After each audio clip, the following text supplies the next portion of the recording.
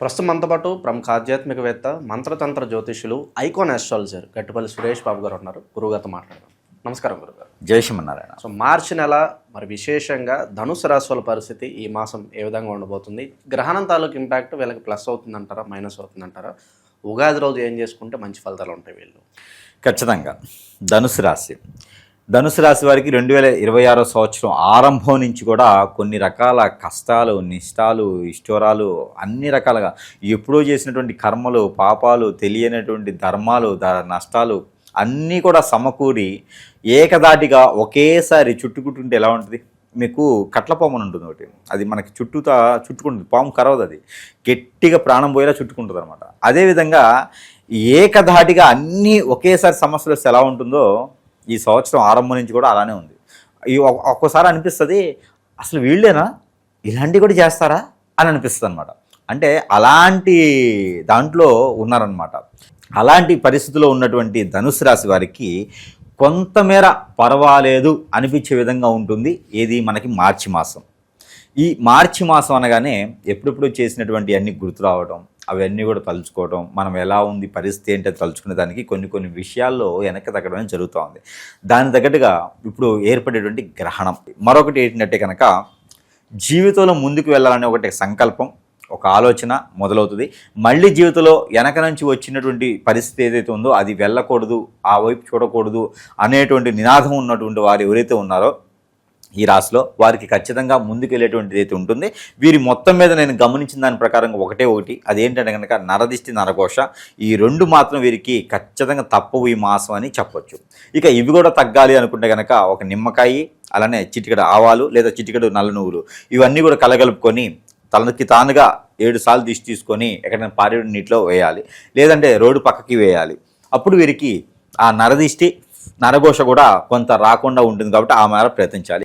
ఈ మార్చి 3వ తారీఖున సింహరాశిలో ఏర్పడేటువంటి చంద్రగ్రహణం, సంపూర్ణ చంద్రగ్రహణం ఏదైతే ఉందో, ఈ చంద్రగ్రహణానికి సంబంధించినటువంటి ఇన్ఫ్యాక్ట్ దాని మీద ఏదైతే ఉందో ఆ ఒక గ్రహణ ఛాయలు అనేది ఈ యొక్క ధనుస్సు రాశి వారి మీద ఎంతవరకు ఉంటుందంటే కనుక ఖచ్చితంగా ఉంటుందని చెప్పొచ్చు. దీనివలన వీరికి వచ్చేటువంటి పేరుకి కావచ్చు, ప్రఖ్యాతకు కావచ్చు, వీరికి ఉన్నటువంటి విధానానికి కావచ్చు, ఇప్పుడిప్పుడే అయ్యేటువంటి పద్ధతికి కావచ్చు, ఇవన్నీ కూడా ఇన్ఫ్యాక్ట్ వీటి మీద ఏంటంటే కొంతమేర కనిపించబోతుంది ఈ గ్రహణ సంబంధించి. ఇది ఎన్ని రోజులు ఉండబోతుంది అంటే కనుక ఖచ్చితంగా పౌర్ణమి నుంచి అమావాస్య లోపు అయితే ఈ యొక్క ఇబ్బందులు అయితే కలుగుతాయని చెప్పొచ్చు. దాంట్లో ముఖ్యంగా ఈ యొక్క వీరికైతే కనుక ఆరోగ్య సంబంధిత విషయాలు, ఆర్థిక సంబంధిత విషయాలు, ఎక్కడి నుంచో మనం ఏది మాట్లాడకపోయినా మన మీద వచ్చేటువంటి నిందలు, ఇవన్నీ కూడా కనపడుతున్నాయి. ఎప్పుడో మార్చిపోయినటువంటి గాయం, పాతగా ఎప్పుడు మార్చిపోయినటువంటి గాయాలన్నీ కూడా ఇప్పుడు బయటపడేటువంటి దానికైతే కనపడుతూ ఉంది. దాంతో తగ్గట్టుగా శనితో కూడినటువంటి శుక్రుడు ఎక్కడ మీనరాశిలో, ఈ శనితో కూడినటువంటి శుక్రుడు మీనరాశిలో ఉండడం వలన స్త్రీల నుంచి కొంచెం ప్రమాదం కలిగేట్టుగా, అలానే స్త్రీలకి అబ్బాయిలతో, పురుషులతో ప్రమాదం ఉండేలా కూడా కనిపిస్తుంది. కాబట్టి ఈ ధనుసు రాశి వారికి ఏదైనా సమస్య వచ్చింది అంటే ఆపోజిట్ సైన్ వల్లనే వస్తుంది. అంటే పురుషులకైతేనేమో స్త్రీ నుంచి, స్త్రీలకైతేనేమో పురుషుల నుంచి.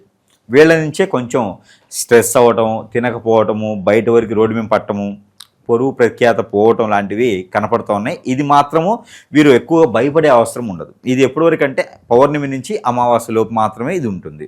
కాబట్టి ఈ పౌర్ణమి నుంచి అమావాస్య లోపు ఉంటుంది. కాబట్టి వీరందరూ కూడా ఏం చేయాలంటే ధనుసు రాశి వారు గోధుమలు 1 కిలో, జొన్నలు 1 కిలో, నల్ల నువ్వులు 1 కిలో, బియ్యం 1 కిలో, వైట్ తువ్వాల 1, స్టీల్కి సంబంధించినటువంటి వెండి, స్టీల్కి సంబంధించినటువంటి గ్లాస్ కానీ, పాత్ర కానీ, చెమ్ము కానీ ఉంటే కనుక ఇవన్నీ కూడా తీసుకెళ్ళేసి ఎక్కడైనా బ్రాహ్మణత్వానికి కానీ, ఎక్కడైనా అర్చకుల వారికి కానీ, ఆచార్య వారికి కానీ అక్కడ ఉండేటువంటి దానం ఇస్తే కనుక వీరికి ఆ విధమైనటువంటి గ్రహణానికి సంబంధించిన దోషాలైతే తొలగుతాయి. కాబట్టి అప్పుడు ఇబ్బంది లేకుండా ఈ మనం అనుకున్నటువంటి నెగిటివిటీ ఏదైతే ఉందో అవి తగ్గేటువంటి దానికి ఉంటుంది. లేకపోతే కనుక మనం మాట్లాడేటువంటి మంచి మాటైనా ఎదుటి వారికి అర్థమవ్వదు, అర్థమైనా కూడా తప్పుగా అనుకుంటారు. కాబట్టి ఈ యొక్క దానం చేసుకోవాలి. ఎప్పుడు చేసుకోవాలంటే మార్చి 4వ తారీఖు నుంచి ఎప్పుడైనా చేసుకోవచ్చు. ఇది ఉదయం సమయంలో చేసుకుంటే మంచిది. మరొకటి రావి చెట్టు కానీ, అలానే వేప చెట్టు కానీ, మునగ చెట్టు కానీ నాటాలి. ఎక్కడైనా సరే రోడ్డుకి విరువైపులు కానీ, పొలాల్లో కానీ, గట్టర్లో ఎక్కడైనా సరే ఈ చెట్టును ఒకటి అంటు తీసుకొచ్చి నాటితే కనుక ఖచ్చితంగా ఆ గ్రహణానికి సంబంధించినటువంటి ఇబ్బందులు ఏవైతే ఉన్నాయో అవి తొలగిపోతూ ఉంటాయి. మరొకటి యుగాది ఏదైతే ఉందో యుగాది వస్తుంది. ఈ యుగాది సందర్భంగా ఈ యొక్క ధనుసు రాశి వారు కనుక దానిమ్మ పళ్ళు అని ఉంటాయి, వాటితో శివాలయములో అభిషేకం చేసిన, బత్తాయి పళ్ళుతో బత్తాయి రసంతో అభిషేకం చేసిన, అలానే మనకి గ్రేప్స్ ఉంటాయి, ద్రాక్ష పళ్ళు, దాంతో అభిషేకం చేస్తే కూడా వీరికి ఆర్థికంగాను ఆరోగ్యపరంగాను ఏవైనా పనులు ముందుకు వెళ్ళాలంటే కూడా వాటి ప్రకారం కూడా ముందుకు వెళ్తాయి. కాబట్టి ఈ 3 మిశ్రమంతో అభిషేకం చేసుకుంటే చాలా మంచిది. ఇక ఎవరికైనా సరే ఆరోగ్యం సహకరించట్లేదు, జీవితంలో ఏది చేసినా ముందుకు వెళ్ళట్లేదు అంటే కనుక శివాలయంలో సాయం సంధి వాళ్ళు అభిషేకం చేసే శివాలయాలు అంటే చాలా మంచిది. లేదంటే కనుక ఏదైనా ఒక సోమవారం రోజున కొబ్బరి కాయలో కాకుండా కొబ్బరి బోండాలు తీసుకొని వెళ్ళేసి 7 బోండాల్లో వచ్చేటువంటి నీటిని, అంటే మామూలుగా మన శాస్త్ర ప్రకారం ఏం చెప్తారంటే ఎవరికైనా ఆరోగ్యం బాగలేదంటే 7 బావిల నీళ్లతో స్నానం చేయండి అని చెప్తారు. అది మనకి ఇప్పుడు బావిలు లేవు, స్నానాలు అట్లా చేయట్లేదు. కాబట్టి అలానే స్వామివారికి 7 కొబ్బరి బోండాలు తీసుకొని వెళ్ళి ఆ 7 కొబ్బరి బోండాలు నీటితో స్నానం చేయించగలిగితే కనుక ఖచ్చితంగా మంచి జరుగుతుంది. మనలో ఉన్నటువంటి నెగిటివిటీ, చెడు తత్వం అన్నీ కూడా పోతుంది. కాబట్టి ఇలాంటి పరిహారాలు చేసుకుంటే అదృష్టం అనేది వస్తుంది. కాబట్టి యుగాదికి చేయాల్సినటువంటి పరిహారాలు అది. ఇక విదేశీయానం ఎవరైనా చేయాలనుకుంటే కనుక విదేశీయానం కూడా ప్రయత్నం చేయొచ్చు. విదేశానికి వెళ్ళటం మాత్రం జూన్ తర్వాతే ఉంటుంది, కానీ ప్రయత్నం మాత్రం మార్చి మాసంలో చేసుకుంటే కనుక మార్చి 12వ తారీఖు నుంచి ప్రయత్నం చేసుకుంటే ఖచ్చితంగా ఆ వైపు వెళ్ళేలాగైతే కనిపిస్తుంది. ఇక రాజకీయ రంగం అయితే కొంతమేర తక్కువగానే ఉంటుంది, కానీ ఇక వీరు సినీ రంగంలో అయితే మాత్రం కొంచెం పేరు ప్రఖ్యాతి వచ్చేలా ఉంటుంది. ఇక ఐటీ కంపెనీలుగా చూసుకునే వారికి, నిరుద్యోగులకి, ఐటీ కంపెనీలు ఉన్న వారికి అయితే కొంచెం గ్రోతింగ్గానే కనిపిస్తుంది. కన్ఫ్యూజన్ మైండ్తో ఉండేటువంటి ఇదైతే పెట్టుకోకండి. ఇక ఆర్థికంగా కావచ్చు, ఆరోగ్యపరంగా కావచ్చు, అన్ని రకాలుగా బాగానే ఉంటుంది అని మాత్రం ఖచ్చితంగా చెప్పొచ్చు. కుటుంబ పరంగా ఈ ప్రేమ వాతావరణం కావచ్చు, ఇవన్నీ ఎలా ఉండబోతుంది? సఖ్యత కావచ్చు భార్యాభర్తల మధ్య, పెళ్లి అయినా ఉంటే కనుక భార్యాభర్తల మధ్య సంకేత భావం బాగానే ఉంటుంది. ఎవరో 3వ వ్యక్తి వచ్చి భార్యాభర్తలు విడిపోయారంటే మాత్రం మార్చి 15వ తారీఖు తర్వాత కనుక ప్రయత్నం చేసుకుంటే భార్య కానీ, భర్త కానీ, పిల్లలు కానీ దూరమై ఉంటే కనుక వారి దగ్గరికి వెళ్ళి మాట్లాడి సంభాషణ చేస్తే కనుక ఖచ్చితంగా మీ దగ్గరికి వచ్చేలా కనిపిస్తుంది. అలాంటి ఆ సమస్య అయితే ఇంక మళ్ళీ రాకుండా ఉండేగైతే కనిపిస్తుంది. 3వ వ్యక్తి మొదలయ్యాడు, 3వ వ్యక్తి మీ మధ్యలో వచ్చారంటే మాత్రం ఖచ్చితంగా ఆ సంసారం నిప్పులు కొండ అయిపోతుంది. కాబట్టి అలాంటి ప్రయత్నాలు చేయకండి. మీకు మీరుగా ఓన్గా మాట్లాడుకుంటే మాత్రం ఖచ్చితంగా ఆ సమస్యకు పరిష్కారం మార్గం అనేది లభ్యపడుతుంది. లవ్ అయితే అంత పెద్దగా సక్సెస్ అవ్వట్లేదు ఈ మాసంలో. లవ్ ఆల్రెడీ చేస్తున్నది కూడా ప్రశాంతం కూర్చుంటే మంచిది. ఇంకా ఎఫ్ఐఆర్స్ లాంటివి కూడా ఏం పెట్టుకోవద్దు ధనుసు రాశి వారికి. వాటి వల్లనే ఏ సమస్య వచ్చినా కూడా ఎఫ్ఐఆర్స్ ద్వారానే వీరికి ఇబ్బందులు, నాశనాలు, అన్ని రకాల కర్మలు కూడా కేవలం ఏంటంటే ఎఫ్ఐఆర్స్ ఉండడం వల్ల మాత్రమే వస్తాయి. కాబట్టి అలాంటి విఘ్నాలు రాకుండా ఉండాలని కాబట్టి వినాయక స్వామి వారికి గుంజులు తీయడం కూడా చాలా మంచిది. గురుగారు, ఈ నరఘోష, నరదిష్టి ఎక్కువగా ఉండటం, అలాగే శత్రువులు అధికంగా వాళ్ళ నుంచి ఇబ్బందులు ఎదురవడము, అలాగే బాగుపడుతుంటే ఎదుటివాడి చూపు కావచ్చు, ఆ దృష్టి కావచ్చు, సో ఎక్కువగా ఈ కుళ్ళు కుతంత్రాలతో వాళ్ళని ఏదో చెడు క్రియలు చేపించడము, ఈ చేతబడులు ఇలా చాలా వరకు జరుగుతూ ఉన్నాయి. అలాగే భార్యాభర్తలు అన్యోన్యంగా ఉన్న కాపురాల్లో నిప్పులు పోసి వాళ్ళ మీద ఆశపడో, వాళ్ళ వైపు మన వైపు తిప్పుకోవాలని ఏదో ఒకటి క్రియలు చేస్తున్నారు. అష్టదిగ్బంధనం పాలైపోయి ఎటు వెళ్ళాలో తెలియని స్థితిలో చాలామంది ఉంటున్నారు. మరి దీనికి పరిష్కారం ఏంటి? ఖచ్చితంగా ఈ రోజుల్లో పరిస్థితి ఎలా మారిపోయిందంటే కనుక ఒకరి మీద ఒకరికి వ్యసనం, దోషం, విక్రోధం అంతా కూడా ఎట్లా ఉందంటే వీరు నాశనం అవ్వాలని తప్పితే మనవాడు బాగుండాలి, మన పిల్ల బాగుండాలి అనేది ఎక్కడ లేదండి. ఇప్పుడు అన్యోన్యంగా ఉన్నటువంటి ఒక భార్యాభర్తలు ఉంటారు, పిల్లలు ఉంటారు, కొంచెం చక్కటి కుటుంబం, ఇద్దరు జాబులు చేసుకుంటూ బతుకుతూ ఉంటారు. వీరి మీద వేరే వారికి కన్నేయటం, వ్యసనం, ఇవన్నీ కూడా ఏంటంటే ఎందుకు చెప్తున్నా అంటే జాతకాల్లో ఉండవు. ఇప్పుడు సమాజంలో జరిగేటువంటి సంఘటనలు ఎలా ఉన్నాయి అంటే కనుక హిప్నాటిజం, బ్లాక్ మ్యాజిక్, వశీకరణ, చాతబడి, బాగలముఖి, భానుమతి, యక్షిని, స్పిరిట్, మందు పెట్టడం, మందు తీయటం, ఇలాంటివి ఎన్నో రకాల క్రియలు చేపించేటువంటి ప్రక్రియ చాలా నడుస్తూ ఉంది. ఎందుకంటే కనుక ఎదుటి వ్యక్తి సుఖంగా ఉంటే ఓర్చుకోలేకపోతాం. ఒక మంచి కుటుంబంలో ఉన్నటువంటి అబ్బాయి ఉన్నాడు అనుకోండి, ఎదురు లాగేద్దాము, అమ్మాయి ఉందనుకోండి లాగేద్దాము. ఇదే తత్వంతో ఏర్పడినటువంటి చెడు వ్యసనం. నైట్ నైటే కోటీశ్వరులు అవ్వాలి, నైట్ నైటే నేను అన్నీ సాధించుకోవాలి, ఎవరి దగ్గర ఓపిక ఉండట్లేదు. కాబట్టి వీళ్ళందరూ కూడా గమనించుకుంటూ ఉండాలి. మన పర్సనల్ విషయాలు అది ఉంటే కూడా ఎవరికి షేర్ చేయకూడదు. చాలా అంటే చాలా అన్యోన్యంగా ఉండాలంటే మనకు సంబంధించిన విషయాలు ఎవరి దగ్గరికి రానియకూడదు. ఫ్రెండ్స్ అని, కొలీగ్స్ అని అందరూ మంచి వాళ్ళు అయితే లేరండి. వ్యసనం పడేవారు, రంది పడేవాళ్ళు ఉన్నారు. వాళ్ళ వలన మనకి ఇబ్బంది కలగదు అని అనుకోవడానికి లేదు. ఏదో రోజున మనల్ని గ్రిప్ చేస్తున్నారు, ఇబ్బంది పడేటటువంటి యోచన ఉంది. అలాంటి వారు మన దగ్గరికి ఎన్నో వేల మంది కస్టమర్లు కొట్టుకుంటూ ఇబ్బంది పడుతూ వయసుతో సంబంధం లేకుండా, రిలేషన్స్తో సంబంధం లేకుండా ఎన్నో రకాల ఇబ్బంది పడేవారు ఉన్నారండి. తల్లిదండ్రులు, పిల్లలు ఉన్నారు, పిల్లలు ఏమైపోతున్నారో తెలియట్లేదు.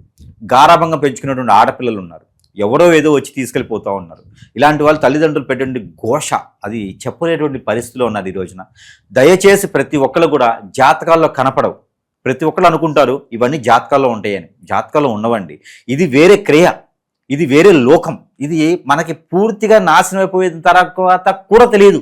కాబట్టి ప్రతి ఒక్కరు కూడా భార్యాభర్తలండి, భార్యాభర్తల మధ్యన ఉండేటువంటి భావం కావచ్చు, స్వభావం కావచ్చు, ఎంత కొట్టుకున్నా ఎంత తిట్టుకున్నా సాయంత్రం ఒకరిగా ఉంటారు. అలా లేకుండా విడాకులు, ఎఫ్ఐఆర్స్ ఇలాంటి చాలా ఉన్నాయండి. ఇలాంటి కేసెస్ వల్లనే ఎన్నో రకాల జీవితాలు నాశనం అయిపోతూ ఉన్నాయి. ఇలాంటి వాటి జోలు వెళ్ళకూడదండి. అలాంటి ఏమైనా ఉంటే కూడా ఖచ్చితంగా మీలో ఏదన్నా సమస్యకి ఎట్లా ఉండాలంటే కనుక ఆ సిమ్టమ్స్ అనేజీగా ఉండటం కానీ, మన ఫేస్లో చేంజెస్ కనిపించడం, కళ్ళు చేంజెస్ కనిపించడం, జుట్టు ఊడిపోవటం, ఇది నాకు ఊడిపోయింది అది కాదు, ఇది జీన్స్, అది కాకుండా మీకు హెయిర్ ఫాల్ లాంటిది అవ్వటం కానివ్వండి, ఇంకా లేడీస్లో వచ్చేసి స్టమక్ రిలేటెడ్ సమస్యలు, లోపల ఏదో ఉన్నట్టుగా నీరసంగా ఉండడం, కోపం రావడం, చిరాకు పట్టడం, ఇలాంటి సమస్యలు, ఒంటరిగా ఉండాలనిపించడం, సూసైడ్ లాంటివి చేసుకోవడం, ఎంతో ఉన్న కూడా ఏది ముందుకెళ్ళలేకపోవడం, అష్టదిబ్బందులు అంటారు దాన్ని. ఎంత చేసినా ముందుకు వెళ్ళదు, జాబులు ఉండవు, సరిగా ఉండే పరిస్థితి ఉండదు. ఇలాంటి ఏదైనా కనిపిస్తే కనుక ఖచ్చితంగా సంప్రదిస్తే కనుక వారికి పరిష్కార మార్గం చూపించే విధంగా ఉంటాం. దొంగ స్వాముల్ని, దొంగ గురువులను నమ్మకండి. అలాంటి వాళ్ళ దగ్గరికి వెళ్ళేసి మన అవసరం కోసం వాళ్ళ దగ్గరికి వెళ్తే వాళ్ళు అవకాశం తీసుకుంటున్నారు. అలాంటివి కూడా మనం గమనించుకుంటూ ఉండాలి. అలాంటివి చేసుకుంటే కనుక ఖచ్చితంగా ఇబ్బంది పడేటుంది. కాబట్టి ఎవరికైనా కావాలి, ఇలాంటి సమస్య ఉంది అని కనుక పరిష్కార మార్గం చూపించేందుకు సిద్ధంగా ఉన్నాం. కాబట్టి ఆ విధంగా ఎవరికైనా కావాలంటే సంప్రదించేదానికైతే చూడండి.